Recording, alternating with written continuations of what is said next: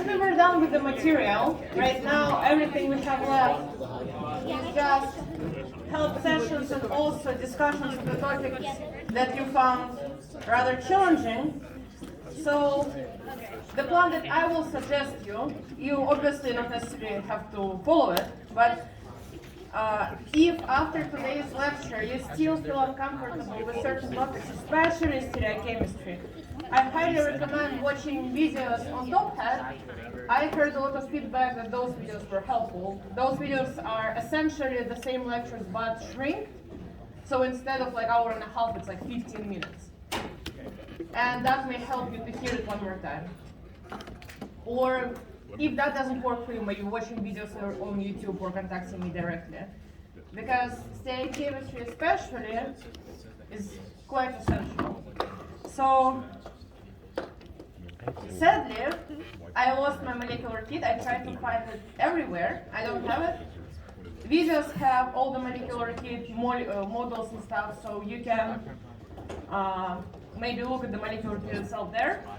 But other than that, we have our blank presentation, so we can probably start. So first topic that we will start our discussion with would be my tablet not working. Wonderful. What the heck? Hey, sweetheart, come on. You need to survive. Okay, cool. So step one would be Fischer, Newman, RS, enantiomers, diastereomers, all of that. So let's look at the molecule. BR and OH here. And here, let's say, like that.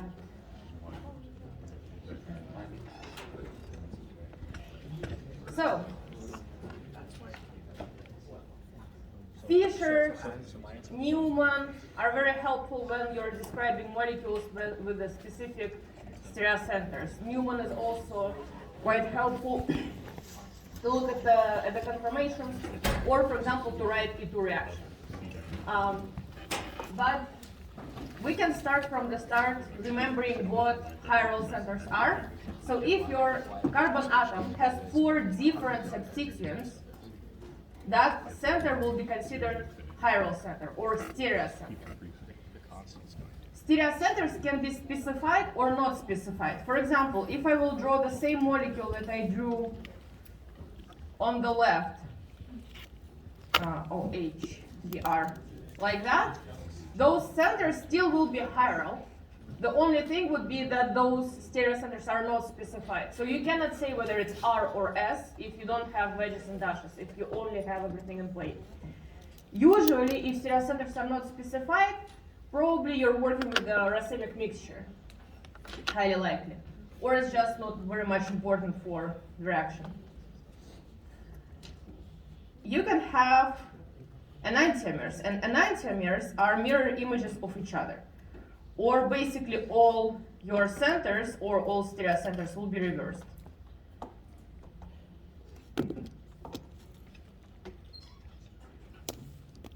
So those two would be enantiomers.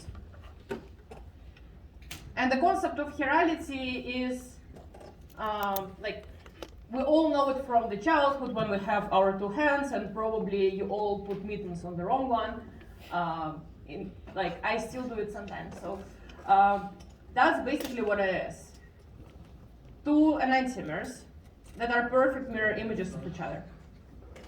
When we talk about diastereomers, it is 2 molecules that have identical skeleton, identical connectivity, but not the identical stereocenters, and they are not enantiomers. So, for example, one center will be opposite and one will be same. So that molecule that I drew at the bottom, it would be a diastereomer to this one and to this one. It would be diastereomers. So if both stereocenters are reversed enantiomers, if only one reversed or like, because your molecule can have like 10 stereocenters, so they shouldn't match each other and they shouldn't be completely opposite. Anything in between, those would be diastereomers. And when you're determining R or S, it's very important to look at where your substituents are lying, where your highest in priority, lowest in priority substituents are. Because if we will take this molecule with H on a dash and Br on a wedge, and thanks, pardon, second. Yeah.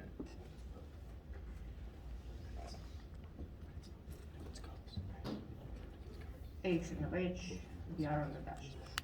So I hope you will agree with me that those two molecules, they are identical. They are not enantiomers, they are not stereoisomers. This is the same molecule that was just flipped. Mm-hmm. So this is like literally flipped. And if you have H on a wedge, and you will try to determine priority and find rotation, you're ending up with clockwise rotation, right? So it should be R, and R clockwise, counterclockwise S. But if you will look at the molecule on the left, and you will do the same, you will notice that rotation is actually counterclockwise. So you have the same molecule, same priority of the substituents, but just depending on how it is flipped, your rotation changes. And this is where the rule about lowest substituent in priority being on the dash came from. Because we need to make sure that each specific stereocenter can be only R or S. So this molecule, because H would be, hydrogen would be the lowest in priority, that one would be indeed S. But when you have a big molecule, probably you don't want to flip it because you can make mistakes while redrawing it, right? So if you have H on a wedge, you can determine your rotation and write it like minus R because it's clockwise rotation, but your lowest in priority substituents looks at you. So it would be S. So I highly recommend you to feel comfortable with H on the wedge or like lowest in priority substituent on the wedge or on the dash. But if your lowest in priority substituent is in the plane, please rotate that. Because when it's on the plane, you actually need to try to look from the side to determine the rotation, and unless you have very good 3D imagination and very good 3D understanding on how molecule is formed, you may make a lot of mistakes. So if lowest in priority is on the plane, don't attempt to determine R or S. Okay? So this is about RS and enantiomers. About enantiomers and RS, do you have any other questions? Are you sure? Do you feel comfortable right now with it? Okay. But I will still say a couple more things because I can. So first thing, you may quite often encounter cyclohexanes with 1,4 substitution. And by 1,4 substitution, I mean something here and something here. I don't know, like that, for example.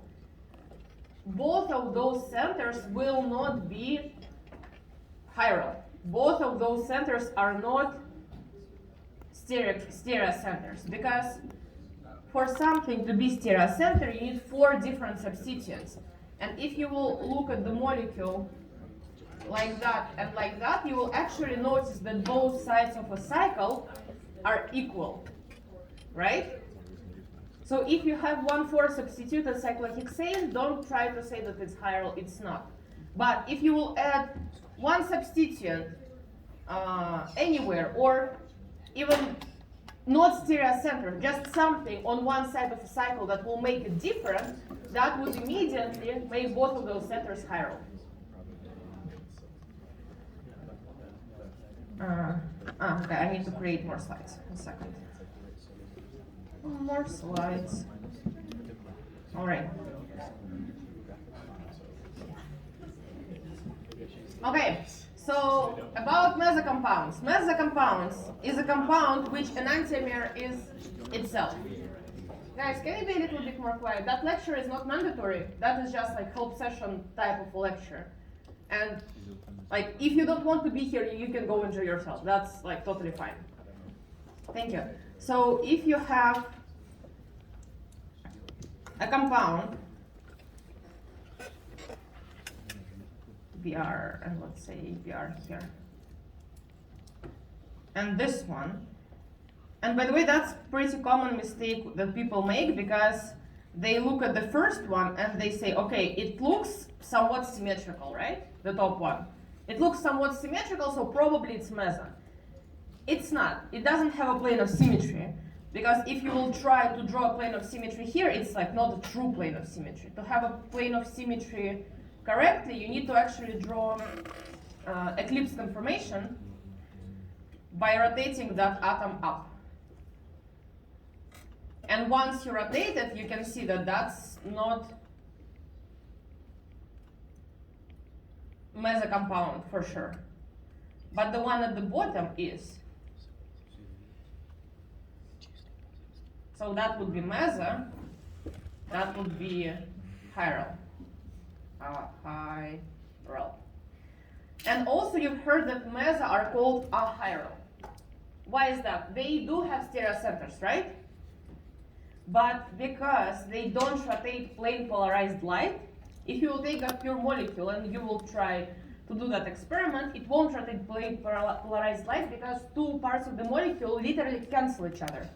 So one part of the molecule rotates one way, another rotates another one to the same way, to the same degree. And this is why it's called achiral, why mesocompounds are achiral. And about rotation of plane polarized light in racemic mixtures, by the way, I've heard some people being scared of the word racemic mixture. Don't. Racemic mixture is just 50-50 of two enantiomers. And that mixture doesn't rotate the plane polarized light. Why it has a term, why people even gave a name to it, is because many reactions, like for example SN1 reaction, right? They yield racemic mixture. And because the result of many reactions stereochemically is equal R and S enantiomers, they made that word. So mesocompounds as well as racemic mixtures, they don't rotate plane polarized light.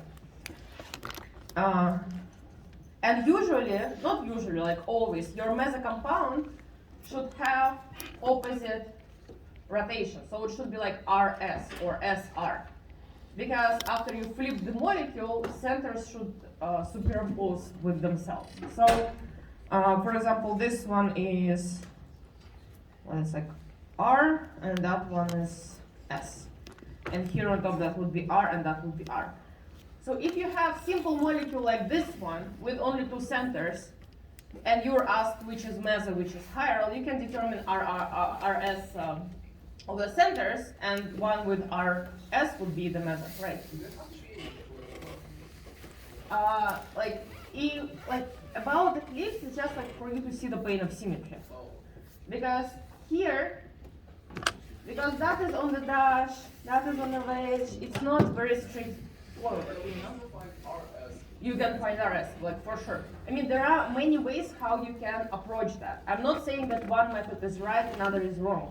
About RS, it's mostly to check yourself, because if molecule is completely symmetrical, yeah, sure, RS would work. If molecule is not that straightforward, like completely symmetrical, or you are not completely comfortable with RS and you think that you may make a mistake, it's better to double check yourself with maybe rotations, making it into eclipse conformation and trying to find the plane of symmetry. As I said to you before, I'm extremely bad with symmetry, with planes of symmetry, so I am doing the RS method more. But it's just because of my flaws. Like, because I cannot do symmetry, yes. Was it meso that was optically active or active? So optically active are enantiomers. So if you have not racemic mixture of enantiomers, so if you have from 100% of one of the enantiomers to like 49 to 59 mixture, that mixture would be rotating by polarized light. Because if you have meso or you have racemic mixture, in meso, one portion of the molecule, like one stereocenter, will want to rotate one way and another will compensate it. And in your racemic mixture, because it's precisely 50-50 of one enantiomer to another, they will also cancel each other. So you can look at meso compounds as two enantiomers in one, kinda. Okay. And if you have a question, like we had that in the midterm, and it was a little bit debatable because of the phrasing, so I graded it very nicely. But it was like which molecules or which solutions will rotate with polarized light, and it basically was a question: choose which of those molecules are chiral. That's it. But also you should be aware that there may be questions like that would target whether a mixture of something chiral with a chiral will rotate. Yes, it will. So if you have something chiral and you don't have meso and you don't have racemic mixture, anything where that chiral molecule will be, even a little bit, will rotate with polarized light. Okay, I think we talked about meso, I think we talked about RS, so I think that would be it for enantiomers. And right now let's talk about Newman and Fisher. Let's start with the easier one, with the Newman, and we can draw it for those two molecules. So I recommend drawing Newman from the staggered conformation. And you need to determine which bond are you going to draw Newman along. So that would be front, that would be back, that would be front, that would be back. And when you're drawing Newman, those three bonds are literally three connectivities of the atom number 1. The fourth connectivity, which is 1,2 bond, will go into the plane. And that bond 1,2 will be depicted as this circle. So that circle in Newman literally means bond. That's it. And then there will be also 3 other connections for the atom at the back. So let's look at the atom number 1, and we can see that methyl looks down. So you see the methyl like pokes down. So here at the front atom, we will have our methyl that will look down. Then our Br, it looks up and on the wedge. And if you will try to imagine looking at the molecule from the side that I drew, you may find that Br should be on the right if you will look from that way, right? So your Br would be right now here. And the remaining bond would be to hydrogen. And when we're looking at the atom number 2, here you have methyl that looks up. So bond CC, it goes up. So this is why your methyl here, it will be looking up. Then you will have Br on the wedge, and again, when you're looking from the left side on the molecule, you will find that Br should be here. And H again would be on the remaining bond. So once you successfully drew Newman, many questions will, yes?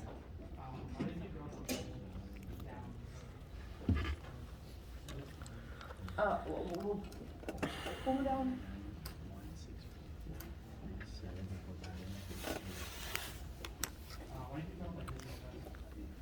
Because if you will, because I'm drawing the Newman for 1,2 bonds, right?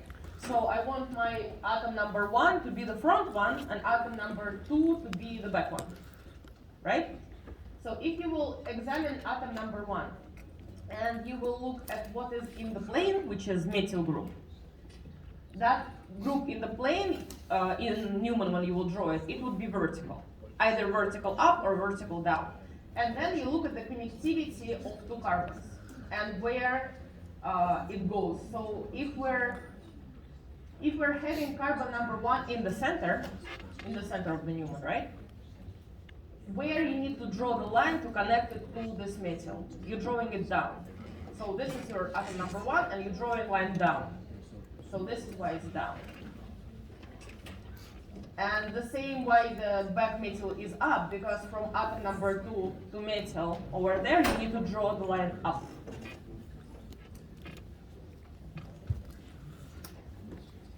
1 second. 8.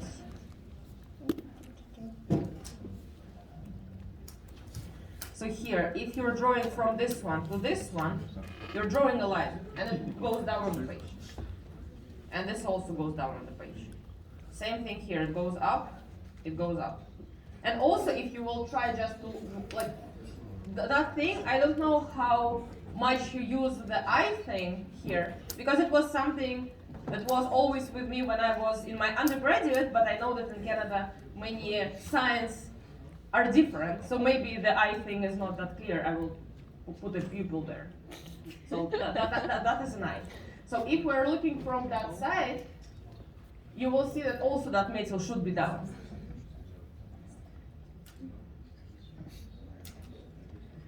So usually many questions will require you to find the most stable Newman conformation, because conformations, as you remember, is different ways how molecule can be oriented in space due to the rotation about the sigma bonds. Because your sigma bonds have constant rotation. Double bonds cannot rotate. Single bonds rotate constantly. So those atoms can constantly rotate. And certain, like eclipsed ones, conformations where atoms overlap each other in space, they're energetically not very favorable because they are very high energy conformations. The staggered ones, they are more energetically efficient. But overall, the enemy of the stability of the conformations are interactions of electron clouds, right? Because you all know electrons want to, like different bonds, they want to, they have repulsion between each other. So you want to put big groups and electron densities as far from each other as possible. And this is why when you determine the stability of a conformation, you need to first look at the groups you have. You completely disregard hydrogens because they are small, they don't matter. So you have here methyl, you have here Br, you have here another Br, and you have here methyl. And you care about gauche interactions. So eclipse conformations are not stable, that's it. You're not even looking at them. For the staggered conformations, you're looking at the gauche interactions, and gauche interactions are literally interaction between the neighboring groups from the front and back atom. So, or interactions of the groups that are 60 degrees to each other. So interaction of this one and this one, this one and this one, and this one and this one. So that molecule, that conformation, will have 3 interactions, one between methyl from the back atom with Br from the front atom, another Br from the front atom and Br from the back atom, and the last one will be Br from the back and methyl from the front. So you have 3 interactions, 3 gauche interactions here. And that's a lot. Let's see whether we can somehow draw another conformation by rotating that bond to draw something more stable. And I will give you a hint, in those molecules you just need to put 2 H's untied. So if they will be untied, you will have only 2 interactions. So we can rotate, let's say, the back atom. Did you hand in or not? Not even submitted. Just in case. H, methyl, Br. And when you want to rotate Newman, you just do it like that. So you either can do it clockwise or counterclockwise, it doesn't matter, but each group will replace the other one. So if we want to put H on the right, it means that methyl will go down and Br will go up. And right now you have only 2 gauche interactions, one between Br from the back and Br from the front, and one between methyl from the front and methyl from the back. So here you will have 2 gauche interactions. And this is the only way how you can have less than 3 interactions for that molecule, and that one would be the most stable one, the most stable conformation.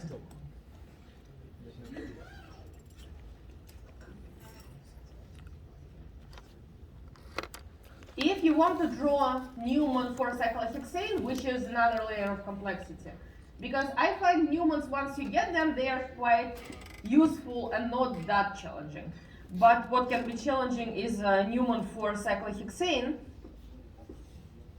And if you want to draw Newman for that, you just need to be aware that you need to draw it for 2 bonds at a time. So we will have 1, 2, 3, 4. And one Newman will be between the bond 1 and 2, and one Newman would be between the bonds 3 and 4. And just in case, I made a very nice colored version for that, and it's in additional resources on Learn. I will again link it to the announcement before the final, all the files that I created for you to review. They are very small because I'm quite lazy, but they are like essential. I just took the most important things and put them there.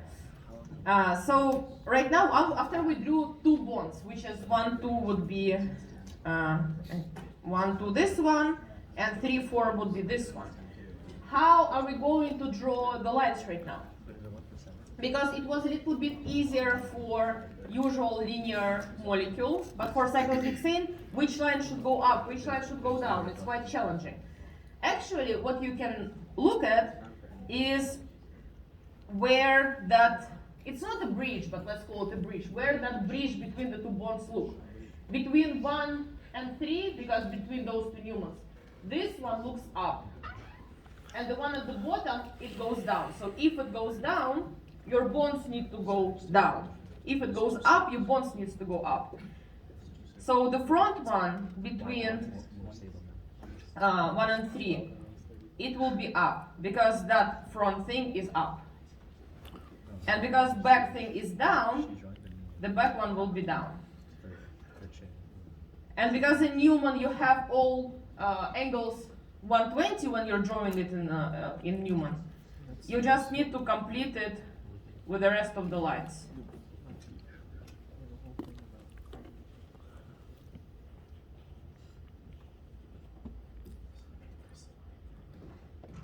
And you do not need to specify anything on the bridge itself, because you usually care only for the Newman part. That can just be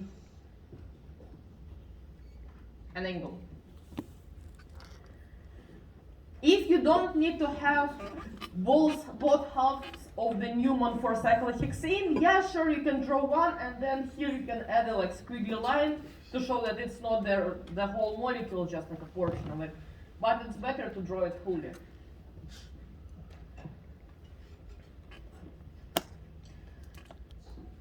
All right. So about Newman, because I cannot read your minds, what about Newman you feel is still challenging?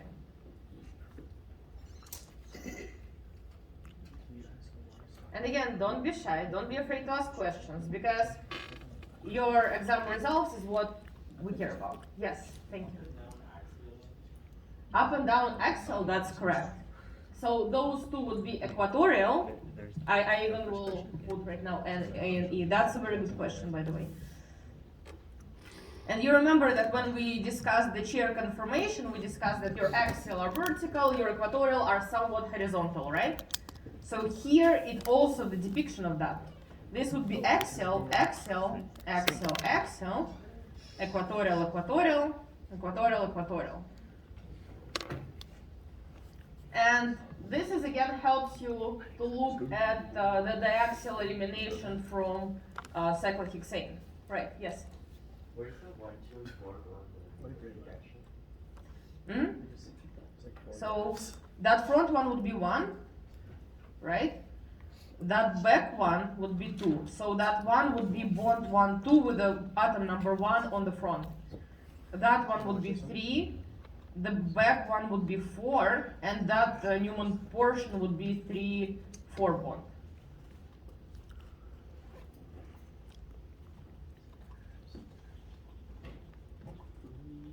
So I would say that Newman is literally you're rotating the molecule from a different side. The only thing that may scare you is the circle, but circle just depicts the bond. Yes.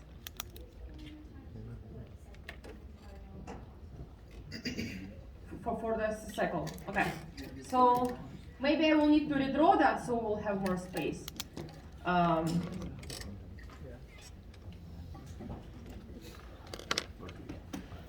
So if we're drawing Newman from bond 1 to bond 2 and from bond 3 to bond 4,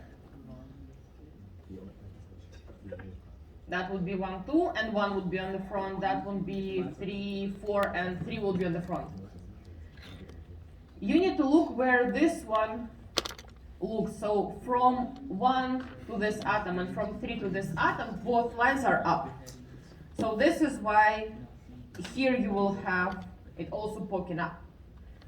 And on the back from 2 to the CH2 and from 4 to the CH2, they both look down. So this is why it will look down. And the remainings are just the fillers.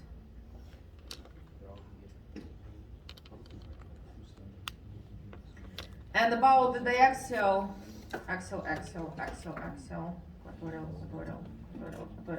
About the diaxial elimination, you remember that many reactions that we discussed, they require either backside attack or 180 or diaxial or anti-elimination, and it all is about having 180 degrees between, for example, proton and Br. Or when you form the oxyrings, you need to have OH and Br also 180 in order to have that backside attack. And if we talk about cyclohexane, that would be satisfied only if both of them would be axial. So for example, for if we want to draw E2 reaction, we want our, for example, Br, which will be a leaving group, and hydrogen to be diaxial. So we can draw the diaxial elimination. For reactions that require 180 degrees between two substituents, for example, H and Br or OH and Br for the epoxide, you want both of those to be on axial positions. And this is where the questions like with cyclohexane with methyl substitution came from. Because, for example, do you remember the tert-butyl and cyclohexane and their relationships? Tert-butyl, big, heavy stereochemical anchor that wants that molecule to be that wants to sit on the equatorial position, because axial positions, they are not energetically favorable due to the diaxial interactions. But if you will have tert-butyl, it will sit in equatorial position for like 99.99% of the time.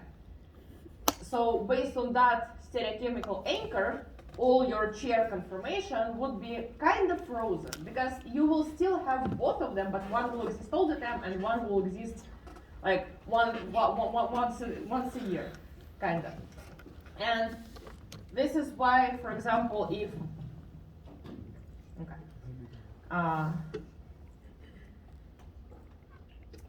let's say this is tert-butyl, right? And we will have here Br in axial position, and here we will have bad place for Br, excuse me. Let me just ting.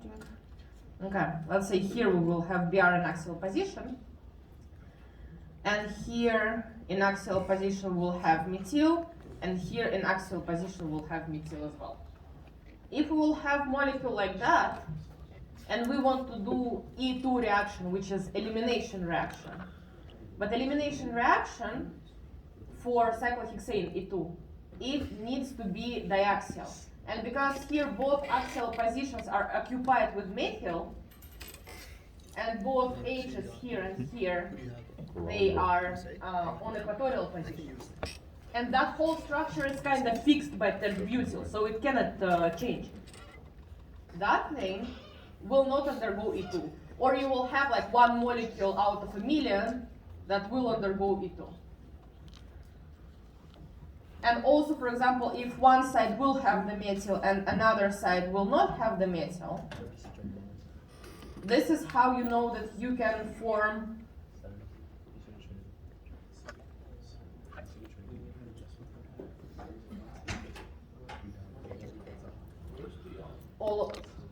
it's a product of elimination.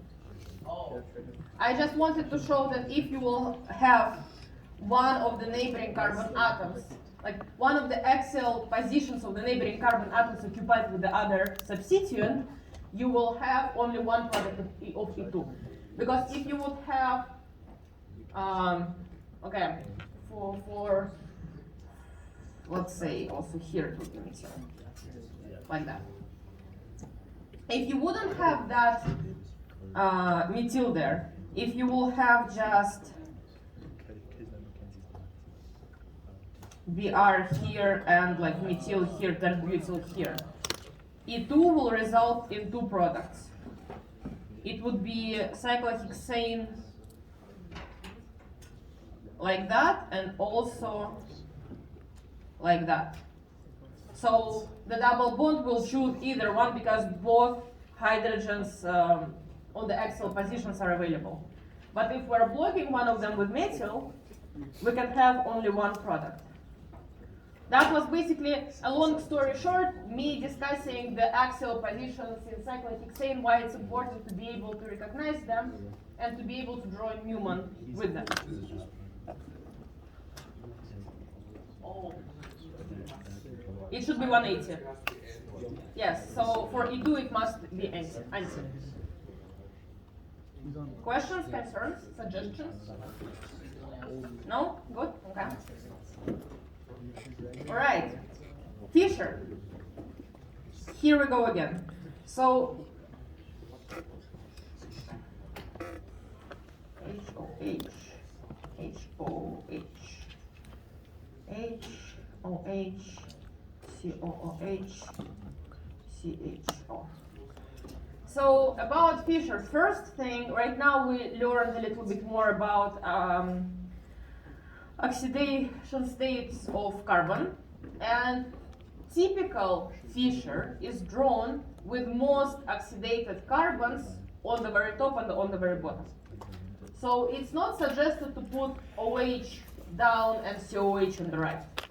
It is suggested to put the most oxidated carbon atoms up and down, because initially Fischers were done for sugars that have the oxidated carbon groups. When you're drawing Fischer, the easiest way to get a feel of it is to understand that all those bonds that are horizontal, they are kinda on a wedge. So they are looking at you like. So this is depiction of super eclipse conformation. It's like eclipse on all the bonds.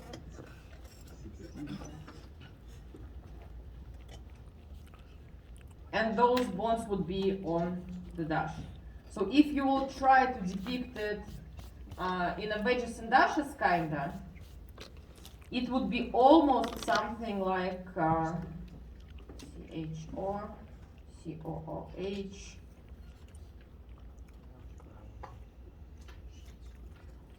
HOH, here OH, H, and finally HOH. So this is an exaggeration, and you shouldn't draw wedges and dashes the way I drew it.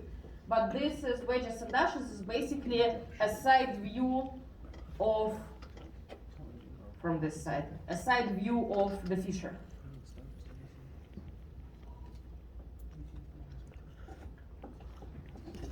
To make it into a reasonable wedges and dashes, what you need to do here is to rotate that atom down, to have our classical zigzaggy line. And when you're rotating an atom, only its wedges and dashes would be flipped. Its neighbors, because nothing happened to them, they will still have their wedges and dashes. but that the middle one, it had OH and OH, H and a dash. When you flip it, it will be reversed. Right now you will have H and OH and OH and a dash. And this is how you can go from Fisher to wedges and dashes. You firstly draw the eclipsed, super eclipsed conformation. It pains me to look at it, but this is a way how you can comfortably redraw it. And if you want to go from that to Newman, you just choose a bond along which you will draw a Newman, you will draw Newman. Do I recommend to go directly from Fisher to Newman? I don't think so. You can, but you'll need to draw eclipsed Newman first. About rotation in Fisher, whether you can rotate it or not, because sometimes you have a question, determine RS and you have Fisher molecule. Can you do that? Yes. Do you actually want to do that? Depends on you. If you like Fisher, if you feel comfortable with Fisher, do that. If I were you, I would probably redraw it into wedges and dashes first and then determine R and S. But you still can do it in Fisher, and sometimes you need to rotate it a little bit. And rotation is very similar to the ones with Newman. For example, that top one, you can freely rotate it like that. So let's name this rest of the molecule like R. And if you will rotate it the way I drew it, you will have HO here, CHO will go here, and H will go here.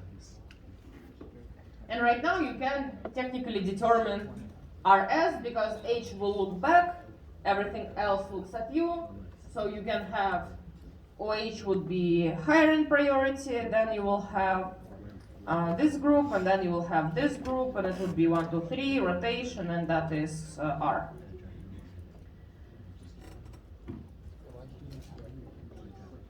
You can do that to any interception of the Newman.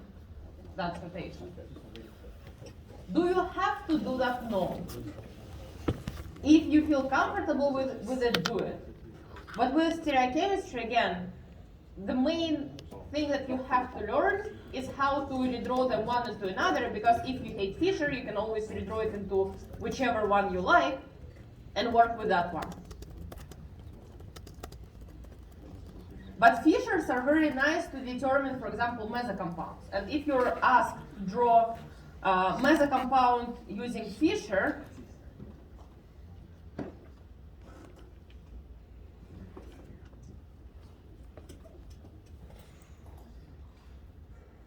it's quite easy. You remember that was part of the midterm, not exactly this, but it was 2 metals up and down. But this is your midterm question with a trial. Because literally you can have a plane of symmetry cutting those bonds, and that's it.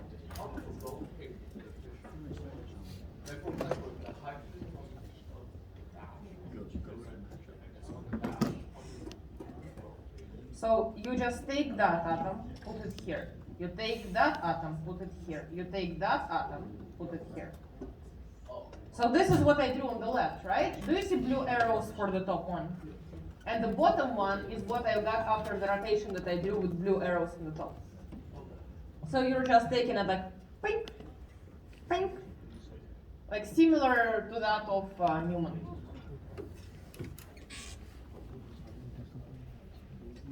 Yes? Why is R the third one? Huh? Why is R the least?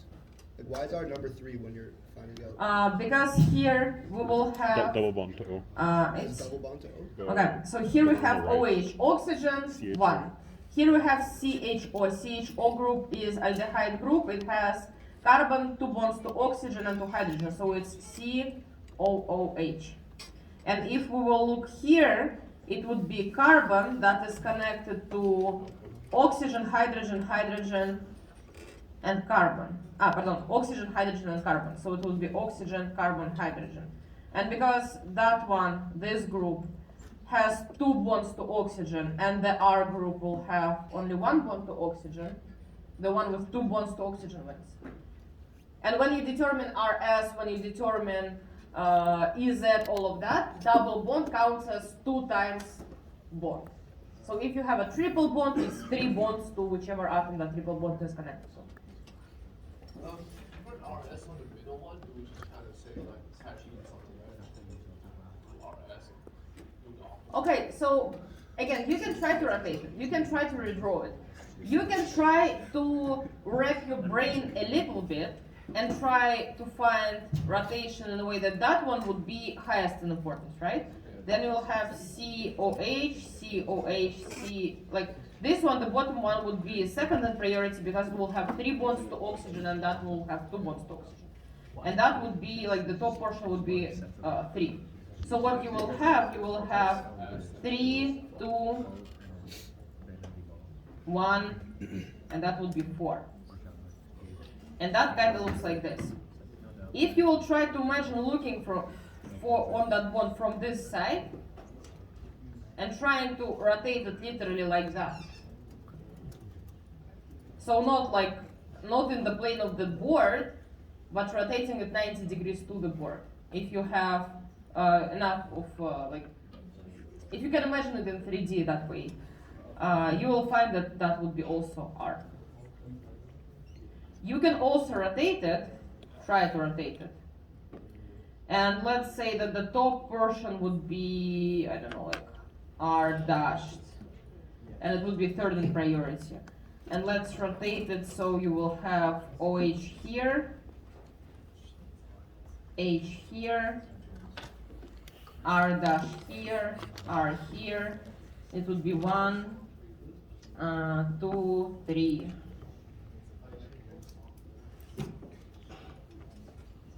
One second.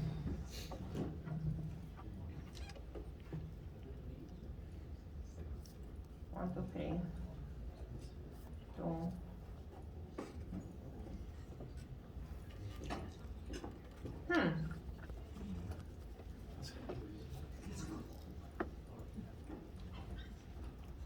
One, two, three. Okay, I don't know what confused me because I got a clockwise rotation and for whatever reason in my head it was saying S, S, S.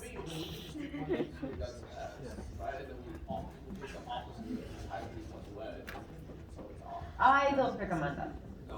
No. So again, either you have wonderful imagination and you can do the rotation 90 degrees, so literally imagine you're looking from that side and you have that rotation. If you cannot do that, you can also take that thing and rotate it and put H on the dash and then have rotation over here. If this one also doesn't work, redraw. Again, don't try to overcomplicate things if there is an easier way. Okay. Any other questions about Fisher?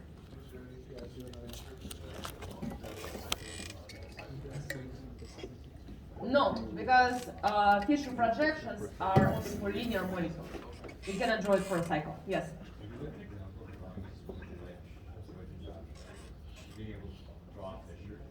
From the Wedge and dash? Okay. Okay, so for example, we have Br, COOH, COOH. Let's say here we'll have Cl, here we'll have OH, and we'll have what do we want to have here? Methyl. So first thing would always be to draw eclipse conformation. That will make your life easier. To draw eclipse conformation, you need to rotate that. Then you're drawing a line, you're putting those two groups on the top and on the bottom, COH, COH. Then you're counting how many carbons do you have. You have 3 carbons between 2 COHs, right? So you need to draw 3 horizontal lines, each intersection for 1 carbon. 1, 2, 3. Let's say we're drawing from here to here, what is it? 1, 2, 3, 4, 5 to 5. So that would be 1, that would be 5. So So we're looking at the first atom. It will have Br on a wedge. And because we're looking at the molecule from the top, Br on the wedge would be on the left. Then you will have hydrogen on the dash that wasn't depicted in the molecule before. Because that middle section needs to be rotated, OH, Cl, Br, that we discussed about the eclipse conformation, right? We will have right now methyl to the same side where Br is, and OH on the dash. And the last one will have Cl on the dash and H on the wedge. So literally after you drew the eclipse conformation, so that one, everything on the dash will be from one side, everything on the wedge will be from the other side. If you're looking from the top, everything on the wedge here would be on the left, everything on the dash here would be on the right. Hello? Also, there is a small challenge here. I very nicely drew myself both COOH groups looking down, because you remember that those horizontal, vertical bonds, they should look down. But when, for example, your initial molecule is something like this, COOH, COOH, you need to make sure that you take this one and it will look down, and that one will be eclipsed. So you will end up again with eclipse conformation with two vertical substituents looking down. And when I'm saying looking down in wedges and dashes, I literally mean that the C group bond you'll need to draw the downwards line to connect. That's it? Good? Yes. One question. Uh-huh. So I'm looking down at the original molecule. So Br, when I'm looking down, is to my left. Yes. So I do it on the left side. Yes. And then we know there's an H, so the H is Yes. on the other side. Okay, great. We go to OH on the right, so we do it on the right, right? OH here, because it's an eclipse conformation, yes. I'm talking about middle OH. The top OH, the thing is that you need to rotate it, right? Like you draw it on the right, it is on the wedge, but it is on the wrong wedge. Because in your Fisher projection, all of the horizontal bonds are looking at you like that. And if you will look at the molecule from the top and you will not rotate, so, if you will look at that initial molecule, right? And if you will look at it from the top, first Br and H, they are looking up. And if you're looking from the top, they are looking at you. The next one, OH and methyl, they are like that. So if you will look from the top, they will look back. But for Fisher, everything needs to look up at you. This is why you're rotating that atom, and this is what we did. We rotated that center. We just took that atom and literally rotated it. And this is why on the top molecule, OH is on the wedge, methyl is on the dash, and here methyl is on the wedge, and OH is on the dash. So the best way to look from the top is on the eclipse conformation, or looking from the top and rotating as you go, whichever way you feel more comfortable with. If it's down, that's how we want it up. Yes. We just flip wedge the dash and dash the wedge. Yes, yes. Because like if you will take that and you will rotate it, it will like it will change. And second, any more questions about Fisher? I heard that Fisher is scary and you all hate it. And right now you look very pleased with Fisher, especially you. Do you like Fisher right now? No. All right, so if you are asked to draw Mesa compounds in Fisher projection, enantiomers in Fisher projection, diastereomers, same rules apply. So, like same rules as for everything else. And if you will find questions like that challenging, you can always draw it in wedges and dashes and then flip. Or what else you can do? You can, like, if you need to draw a pair of enantiomers, you can literally draw like a mirror here and reflect it. And reflect it like that. CLH, COOH, COOH, and that would be H. So if you're asked to draw a pair of enantiomers, you don't need to invent the bicycle again. You can just draw a line and redraw the molecule as its mirror image. Those would be a pair of enantiomers. And I won't be able to say you anything that you cheated. Yes? If we have the wedge to that, flip one of the What do you mean? like if we have the wedge to that, it wasn't going then to flip one of them. I mean, enantiomers will have all centers reversed, not one. Diastereomers will have one. So yes, sure, if you want to draw diastereomer, you can flip one of them. So if it's an X, we'll have to flip every single pattern. Yes. Exactly. All right. What we have else? RS. Reaction mechanisms. If Fisher is good, we can talk about reaction mechanisms really quickly. Okay. So about reaction mechanisms. I will be cruel enough to add those in the final.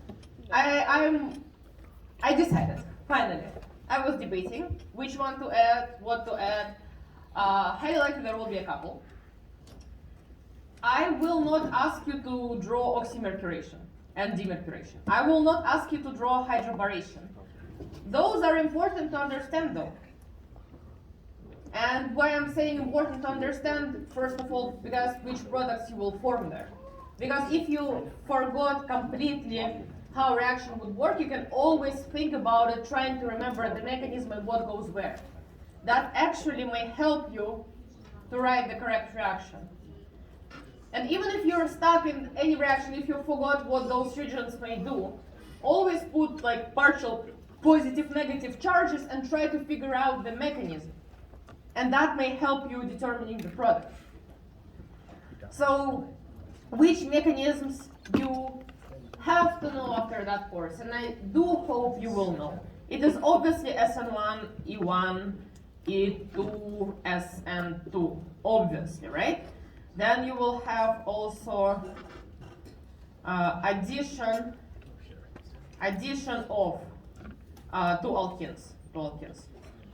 You will have addition of water acid catalyzed. So when you have protonation of a double bond and then addition of nucleophile just in SN1. You will have HBr. You will have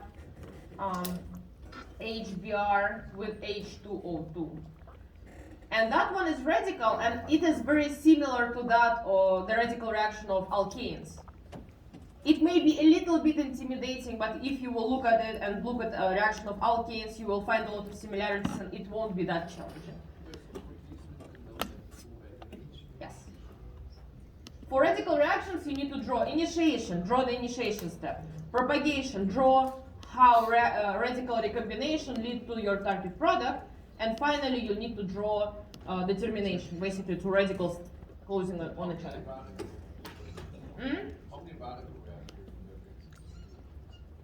I mean, you have radical reactions for alkanes. You have here with H2O2. There were a couple more during that course, but I won't ask you about those. Yes? I have a question about when you treat like an alkene with NaNH2. What, like, when you have, like, let's say you have your Alkyne. Are those also for no, HBr? So those for alkenes? And Alkane, okay. yeah. All four of those are alkenes. You could also do them for alkyne, but right now it's talking about alkenes. It is E1CB. E1CB mechanisms we didn't cover in that course. It's another layer of complexity. Basically, E1CB requires extremely strong base. 1 second. I'm short, sorry. E1CB reaction mechanisms start with the deprotonation.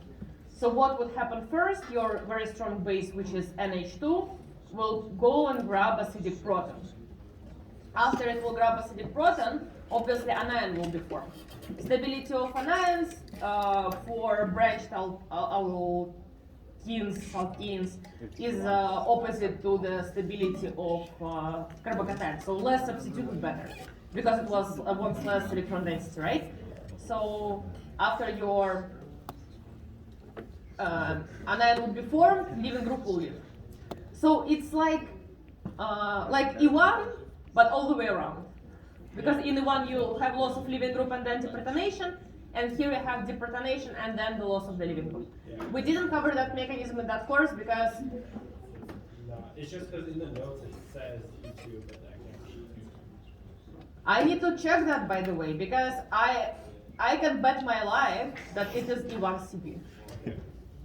Tomorrow your prof is done. I mean, I think that they just completely skipped E1CB for that course and like E1CB looks quite similar to E2, right? The only difference is that you don't have to have the anti-elimination. And all the other logic is same. You also need strong base and all that, and good leaving group. And also, this is why if you have, this is why you can form the terminal alkenes, even without the terminal 2BRs. Why terminal alkenes may be, not alkenes, alkynes, excuse me. Why terminal alkynes can be formed, for example, if you have something like la, BR. If you would do it with E2, you will not form the terminal alkyne. Because the protons that will be attacked would be those ones, because they will lead to the more stable alkene and so on. But in E1CP, you will need to form the more stable anion. So basically, if we see NaNH2, we know where, like, how do we know we're going to form the terminal alkyne? For this course, it would be more than obvious where you need to deprotonate. I will not be that cruel. Like, and if you see, for example, 3 equivalents of NaNH2, it means that you need to have formation of alkyne and the deprotonation of that hydrogen. And you can deprotonate alkyne only if it's terminal, because other alkynes don't have hydrogen. So usually it's like very obvious. Again, like if it's like, I guess, tertiary oxide and then NaNH2, then it should be obvious. Because then you're going to do the alpha product.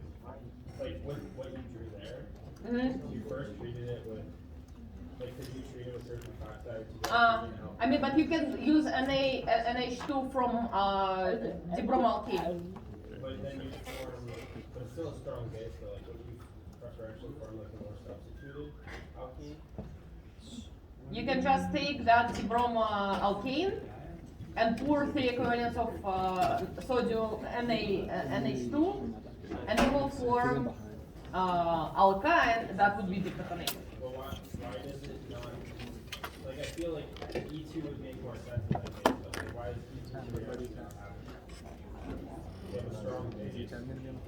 I mean, you probably noticed that it's not any strong base, it's like extremely strong base.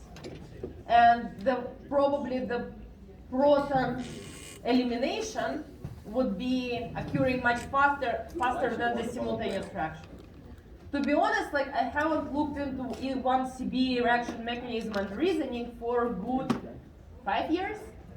So everything I'm saying right now is from the depth of my memory. I kind of recognize that it is E1CB and I live with that. And I know that it goes through the formation of the anion. This is why you form kind of Hofmann product, kind of Hofmann product. But you form it because of the anions. And if we see NaNH2, we just treat it like we're going to make sure that's if you see NaNH2 for dibromyalkane, it means that you will form, yes, the less substituted. Yes. Because if it will go through the E1CB. Yes. Alright, so we have that. So probably you can say right now that this mechanism, this mechanism, this mechanism, and that mechanism, those four, are all almost identical. Or 4 goes through the formation of the carbocation. So to learn 4 of them, you just need to understand what's going on with carbocation and you're good, right? This one, a little bit more painful. That one actually you need to understand and learn. SN2, E2 should be easy by now, I hope. Okay, what else you have?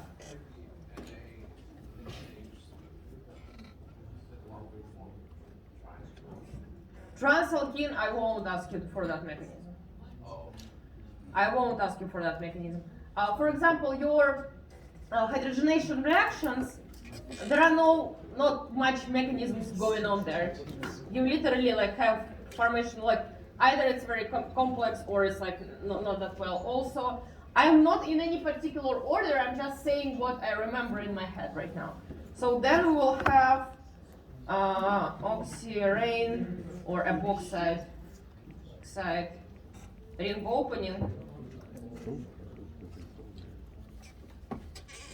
Both acidic and basic. And basic means neutral, you remember. So this is very important. Because it was one of the last sections, people keep neglecting that. Please don't. Okay? Then it would be, okay, that's not addition anymore. Also you will have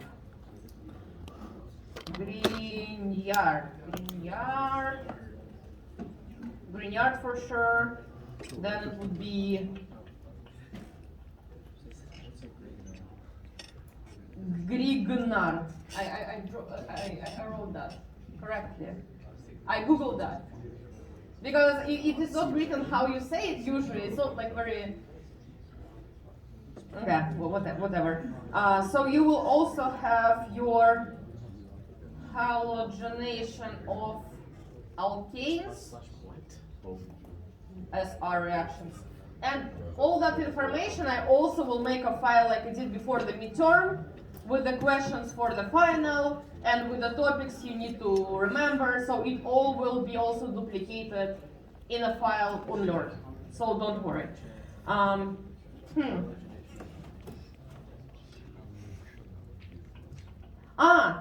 Almost forgot.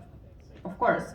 So dehalogenation, so like Br2, 8 would be halohydrin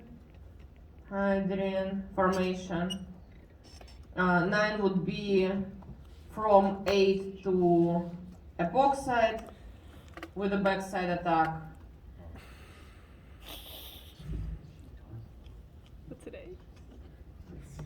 I think, like, I may forget something right now. I will make sure to put it on a file. But something like this is your basics, and this is your pure SN2. It is just for the close atoms with like backside attack like that, but this is a simple. Halohydrin formation. It's like 7, but instead of Br- you have water. So like all those mechanisms, I would say, except maybe 1, 2, and 3. So HBr, H2O2, Grignard, and halogenation of alkanes with radical substitution, except those 3. Everything else is easy. It is easy. If you don't find it easy, just try to review it, look through it, draw it a few times, and you will understand that it's easy. Those 3 may be a little bit more challenging, but again, halogenation of alkanes, it is very easy, it's just different from everything else we discussed. Grignard, it's not hard, but you need to remember that magnesium is a metal. Metals have much lower electronegativity than carbon, so you will have magnesium partial positive charge, carbon partial negative charge, and you're good to go. When you're drawing mechanisms, make sure that your arrows are pointing as your electrons are flowing. So for example, if you have, let's say, double bond like that, and you have HBr, and your electrons from the bond will go on H. You don't draw arrow from a carbon, you draw arrow from the electrons. And electrons right now, they form a bond. After the protonation, you will form the most stable carbocation. And then Br minus from minus to plus.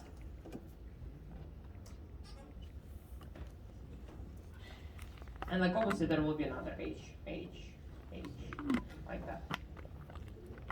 Right? Also, don't forget about carbocation rearrangements. And for carbocation rearrangements, you can have H-methyl, like hydride methyl and ethyl shifts. Like ethyl shift is already quite complex thing. Don't try to draw propyl shifts, but like ethyl shifts kinda can happen. And if you have something like this, and you protonate that,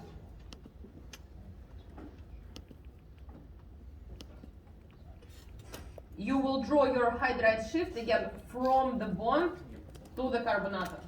Because your electrons, your electron density is in the bond itself, so you draw from the center of the bond, whether it's bond to methyl, to hydrogen, or to whatever.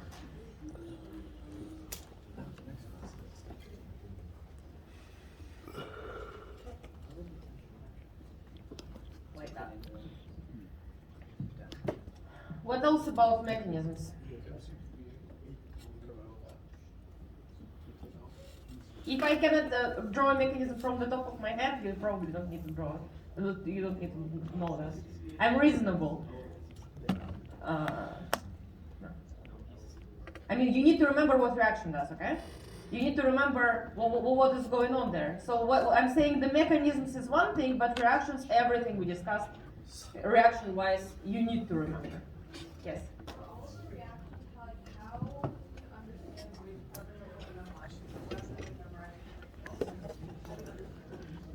Which carbon will what?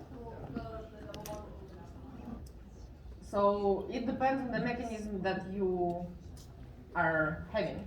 For example, if you have a mechanism through the formation of carbocation, more stable carbocation needs to be formed. That's it. So, and again, this is why it's easy, because it's same in E1, same in SN1. If you have something like oxymercuration, and you remember that for oxymercuration you have formation of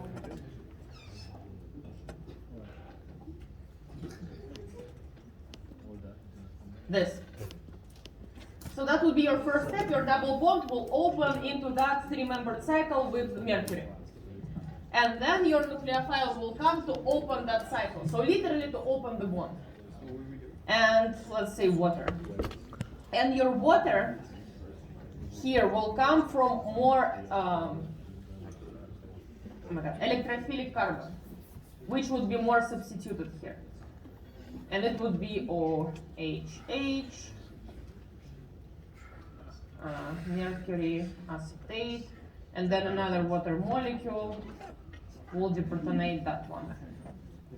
And you will form your oxymercuration product that then you will need to put through demercuration. If you noticed here, reaction looks, I see, very much like SN2, but it occurs on more substituted, so sterically hindered atom, which is not logical. It is a thing for all positively charged three-membered cycles. This happens for oxymercuration. This happens for halohydrin formation. When you have three-membered cycle with Br, your water also attacks more substituted one. And the same thing happens for acidic ring opening of oxyranes, because you have protonation of oxyrane first, plus on oxygen. That makes electrophilicity of those two carbons, because they donated all their electron density towards hydrogen. Because hydrogen lost its electron, so it is more demanding right now. And those carbons would be so much electrophilic that reaction will be guided by electrophilicity of them, not by steric. When you don't have charge, so if you have, for example, ring opening, usual ring opening of oxyrate, that attack would occur on the less sterically hindered one. It would be your classical SN2, because when it's charged, it means that this is very reactive, and you will have basically reaction will be controlled by the reactivity of the centers. When you don't have a charge, molecule is more stable, so reaction will be guided by the spherical hindrance. Yes.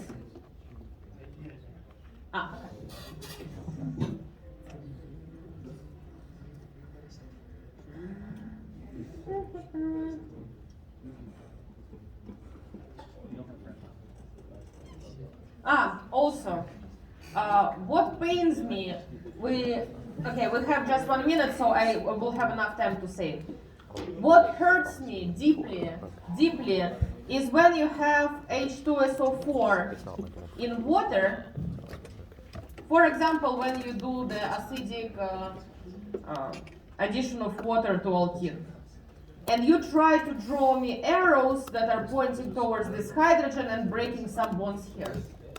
H2SO4 is a strong acid for a reason. HBr is a stronger acid for a reason, and that reason is that they dissociate fully in solution, which means there is no H2SO4 swimming around. It is completely dissociated into H plus and SO4 to minus. So if you have strong acid in water or in some protic solvent, you feel free to draw H plus, okay? Or H3O. So either it can be H plus or it can be H or plus an oxygen, right? Something like that. And then your something with minus will attack the proton and that will close here. Or it will just attack like that. So again, H2SO4, HBr, HCl, many other strong acids, they dissociate fully. So don't do that, do this. Because this doesn't exist in solution. Same thing with sodium hydroxide. If you have sodium hydroxide in water, it doesn't swim like sodium hydroxide. You have ionic bond, sodium plus, oxygen minus. So you can draw OH minus and live with that. Okay. So on Thursday we will have help sessions. In the morning it will be like Q&A. I will come here. If you will have questions, you can come and ask them at 8:30 a.m. Probably I will be here alone, I understand. But this would be just like office hours in this in the room upstairs. And then on Thursday during the lecture time, it would be the same thing. And on next Tuesday, which would be December 6th, our last day together, I will give you the whole list of everything exam related. So I will mostly talk. So you will have time to ask your questions on Thursday. Then on next Tuesday I will talk, and maybe in the end there will be time for questions. There will be one last office hours this Thursday. Next Monday there will be none. Yes? Are you doing that Friday lecture slot? Oh, I have it. I forgot. Thank you. Do you want me to? Do you want to have? No, like again, I want like everything. All the other time that remains would be basically me coming, answering your questions. If you want to ask me questions, I will come. If on Thursday you will say, well, we don't have any questions, we're good. Why would you spend your time? I spend my time. Because right now, we went through the course materials already, and whether you will come or not depends on whether you feel comfortable with the material and whether you want my explanation. Because I'm not stating that I am a god of explaining organic chemistry. I believe that I am somewhat good. But obviously different people learn differently, and maybe for you that time would be more fruitful if you will sit at home and maybe read it, maybe watch TV, even like some relaxation, for example, may be better for you. So if you know how to utilize the time elsewhere, other way, do that. So you will let me know on Thursday whether you want me on Friday, okay? Depends on you. Yay, thanks guys. That's one RS.